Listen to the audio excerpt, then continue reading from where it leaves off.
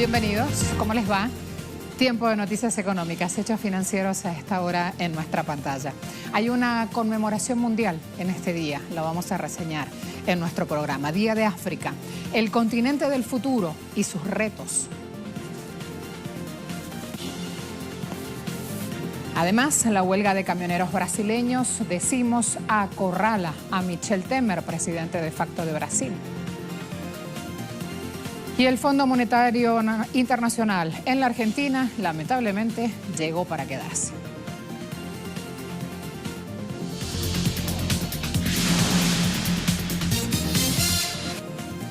En Brasil, luego de 4 días de intensas protestas, los camioneros acordaron suspender la huelga por 15 días. El gobierno de facto se comprometió a bajar los precios del diésel. La reducción del 10% en los precios del diésel se extenderá por 30 días, mientras desde la Cámara Baja del Congreso se suspendió la introducción de 2 impuestos al diésel hasta finales de año. Asimismo, el ministro de Finanzas, Eduardo Guardia, anunció que abandonarían la política de cambios diarios de precios, siendo evaluados desde ahora cada 30 días. El precio se mantendrá en la línea de base establecida por Petrobras durante 30 días. Petrobras está pagando los primeros 15 días y desde el día 16 lo pagará la Unión. La situación en Brasil desató una de las crisis más graves desde el golpe de Estado a la presidenta Dilma Rousseff, ocasionando una completa parálisis de la economía que obligó al gobierno de facto a negociar una solución al conflicto. Desde julio pasado, el combustible subió más del 50% con la llegada de Pedro Parente a Petrobras, quien, según versiones que circulan en los medios, podría verse presionado a renunciar. Las acciones de la estatal petrolera cayeron 14% en la bolsa de Sao Paulo, mientras Temer pierde cada día más popularidad. 72% de los brasileños, de acuerdo a los últimos sondeos de opinión, rechazan al presidente de facto. Hay nuevo protagonista de la renegociación del Telecán. Me refiero a Japón. Reunión sostenida entre los cancilleres de México y Japón. Allí las imágenes.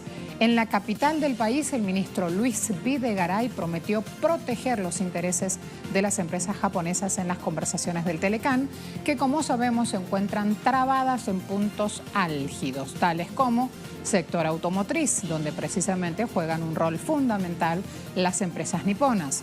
Hablamos de Toyota, de Nissan, Honda, que ensamblan autos en México, valiéndose de la mano de obra barata, vía maquila, y operan plantas en Canadá y en Estados Unidos, lo cual está en la mira de Trump, que quiere imponer aranceles de hasta el 40% a todo el contenido automotriz que provenga de áreas que paguen menos de $10 la hora. Entre tanto, el primer ministro canadiense también hizo referencias a este Telecán en una entrevista exclusiva que dio una agencia de noticias, donde mostró sus discrepancias sobre la imposición de cláusulas de seguridad nacional al sector automotriz. Miren, como siempre, ese sector sigue estando en la mira. Para ser honesto, estoy incluso más que con el acero y el aluminio, tratando de descubrir dónde se encuentra una posible conexión de seguridad nacional. El artículo 232 está muy basado en la seguridad nacional, y yo supongo que existe incluso un argumento teórico sobre el acero o el aluminio, utilizado en los vehículos militares o jets estadounidenses que teóricamente podrían ser un problema de seguridad nacional. Aunque, obviamente, Canadá y Estados Unidos no tienen problemas de seguridad nacional entre ellos.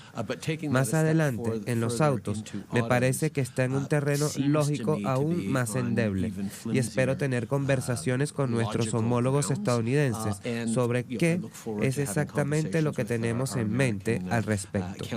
Pero sabemos que esto está muy relacionado con las negociaciones en curso para avanzar en el NAFTA. Ongoing negotiations around moving forward on NAFTA.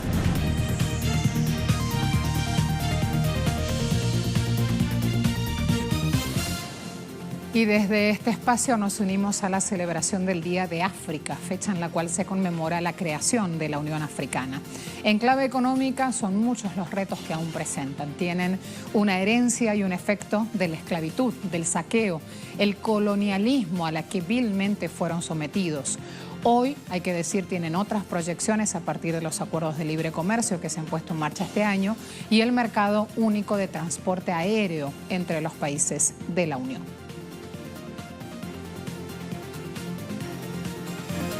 La mayor riqueza del continente africano está en su población. En el año 2050, escúchalo bien, su población está previsto que supere los 2.000 millones de habitantes, quedando por encima de India y de China. Como resultado, el continente tendrá más de la tercera parte de la población mundial. 1 de cada 5 personas en el mundo será africana y 1 de cada 4 trabajadores será africano, al tiempo que tendrán la mitad de los menores de 15 años de todo el planeta, lo que proyecta con buen pie para los años que están por venir y vaticina un mayor crecimiento económico apalancado justamente en su Agenda de Desarrollo 2063. Como decíamos al comienzo, son muchos los retos que todavía tiene por superar África, el continente en su totalidad.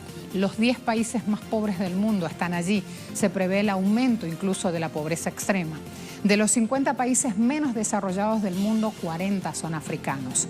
En 9 países africanos la esperanza de vida sigue siendo inferior a los 55 años.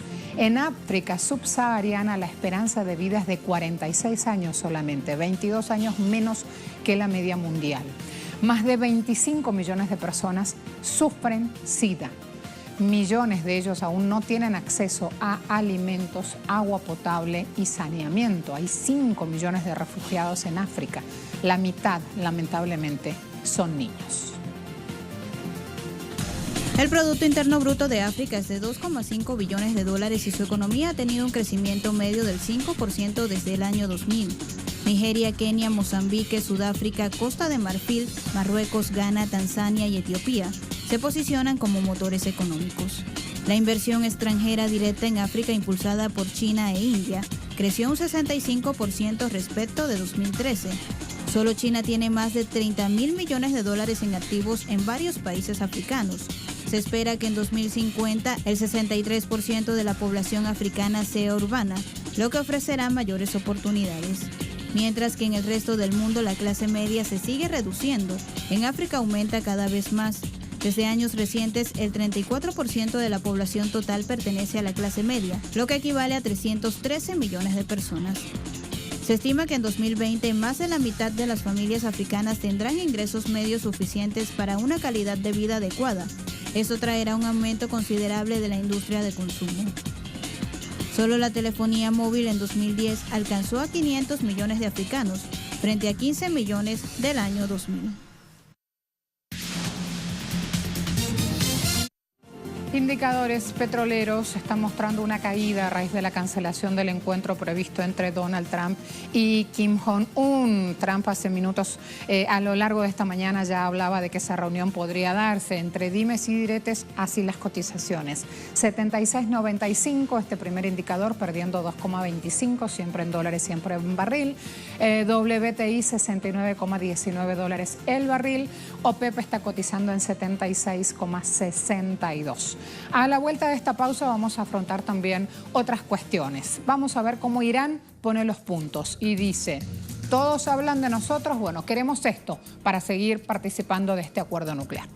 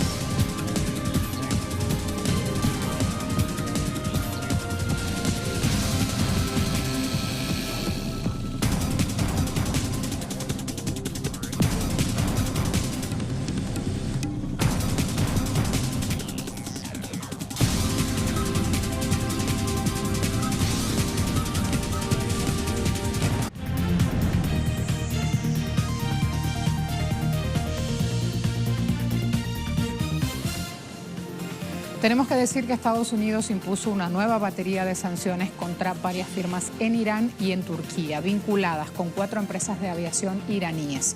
Esto lo ha dado a conocer el Departamento del Tesoro estadounidense. Señala que los embargos afectan a varios aviones de la República Islámica. Nuevo paquete de sanciones que tienen como blanco las empresas que colaboran con aerolíneas iraníes Mahan Air, Merah Air, Caspian Air y Puya Air, así como 9 personas y entidades que han brindado servicios a estas firmas, según el Departamento del Tesoro. En la lista de sanciones figuran además 31 aviones asociados a las aerolíneas antes mencionadas. Según Washington, estos aparatos transportan armas, equipos y fondos del Cuerpo de Guardianes de la Revolución Islámica de Irán a Damasco para apoyar al gobierno del presidente Bashar al-Assad en su lucha contra grupos terroristas. La nota apostilla que Mahan Air usó en repetidas ocasiones compañías turcas para comprar piezas de aviones fabricadas en Estados Unidos, incluidos los motores. Y ante el recrudecimiento de sanciones de Estados Unidos contra Irán, habló el líder de la Revolución Islámica, el ayatolá Seyed Ali Khamenei. Ha pedido una serie de requisitos para mantenerse en el pacto nuclear. El primero, que Europa proteja la venta iraní de petróleo al extranjero. Los europeos deben seguir comprando su petróleo. Segundo, bancos comunitarios que velen por los negocios con Irán. Tercero, Reino Unido, Francia y Alemania se comprometen a no entrar en negociaciones sobre el programa de misiles balísticos y las actividades regionales de Teherán. Estas dos últimas son exigencias incluso de Washington.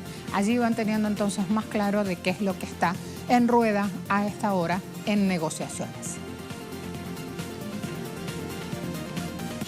El presidente de Rusia, Vladimir Putin, reunido en San Petersburgo con su par francés, Emmanuel Macron, rechazó la decisión de Trump de torpedear este acuerdo nuclear con Irán. Macron dijo, hay que mantener el acuerdo a como dé lugar. Por lo tanto, instó a las empresas europeas a quedarse, a mantenerse en suelo iraní.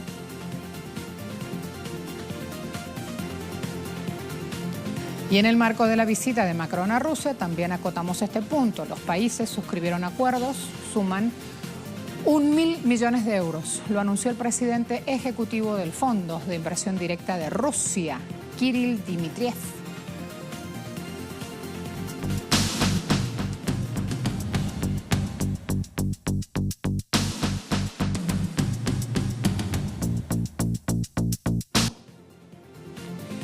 Índices bursátiles asiáticos cerraron este viernes, en su mayoría a la baja, debido a que los inversores tuvieron en cuenta esta reciente incertidumbre geopolítica mundial tras la abrupta cancelación de parte de Donald Trump de esta reunión que iba a sostener con Kim Jong-un. Este jueves, los principales mercados bursátiles europeos también cerraron operaciones en rojo. Las mayores pérdidas fueron para las bolsas de Frankfurt y Londres. Wall Street también se vio lastrado. El índice dólar, que mide el desempeño del billete verde contra una canasta de 6 monedas, perdió 0,26% a 93.762.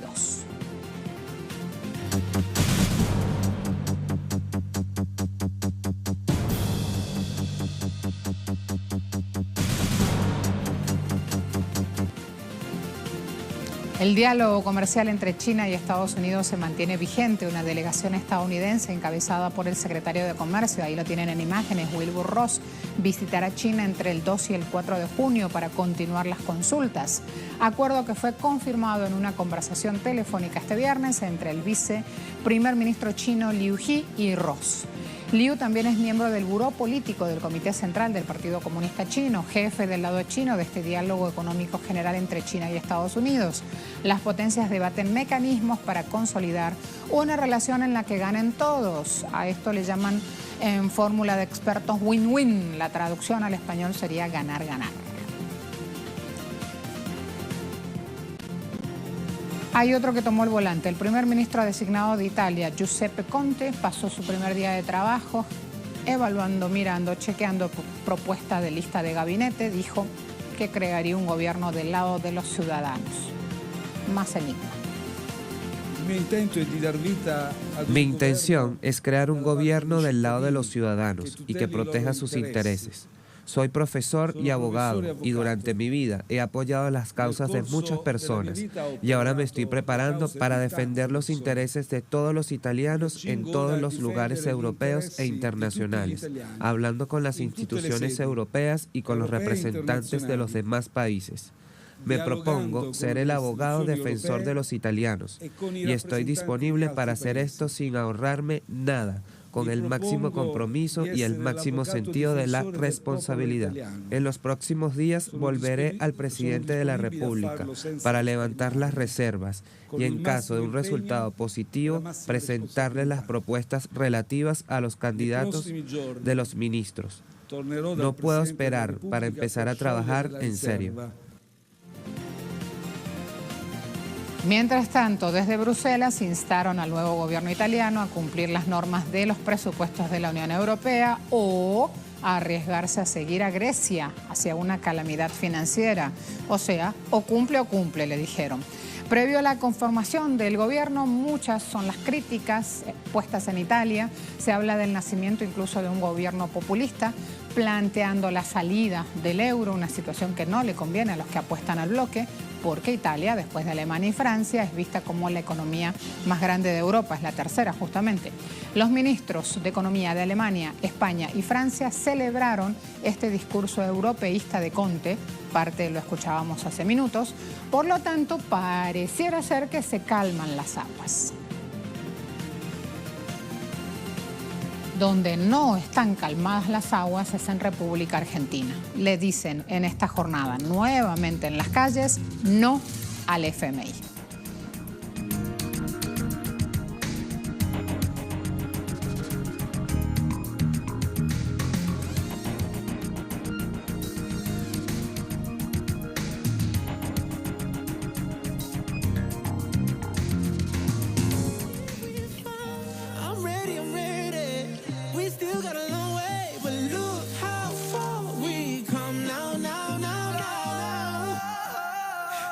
For your colors.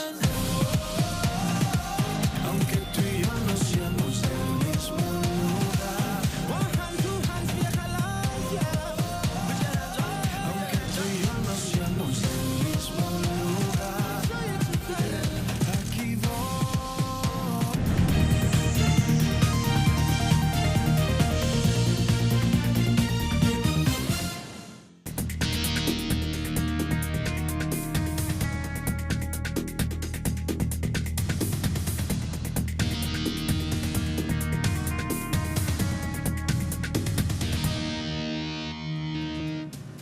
Esto que algunos dicen que es la sorpresiva petición de Argentina de un préstamo al Fondo Monetario Internacional, hay que decir que es un nuevo paso a un capítulo entre las relaciones Estados Unidos-Argentina, que han estado marcadas, palabras del expresidente Menem, como relaciones carnales.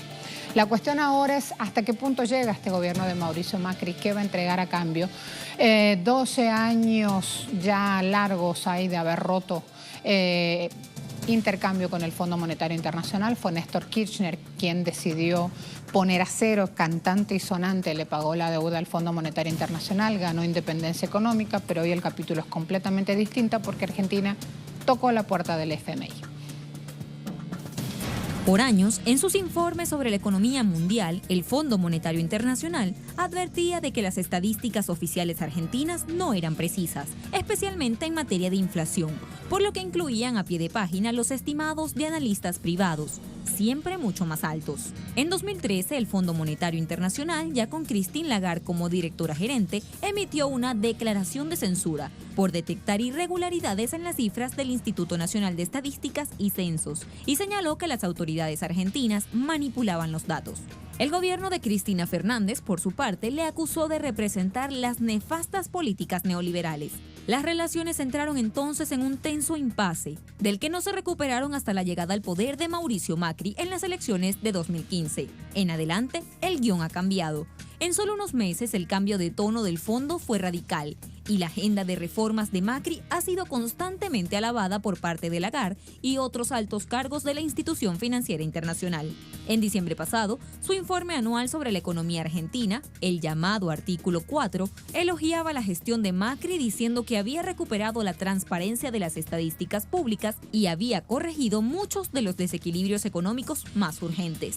En marzo, durante una visita oficial a Buenos Aires, Lagarde se mostró impresionada por las medidas planteadas por el gobierno argentino. Y 2 meses después, cayó como una bomba el anuncio de Macri de que iniciaría las conversaciones para recabar el apoyo financiero del fondo y evitar otra crisis. Una carta que o bien no tenía previsto usar tan rápido o tenía escondida bajo la manga.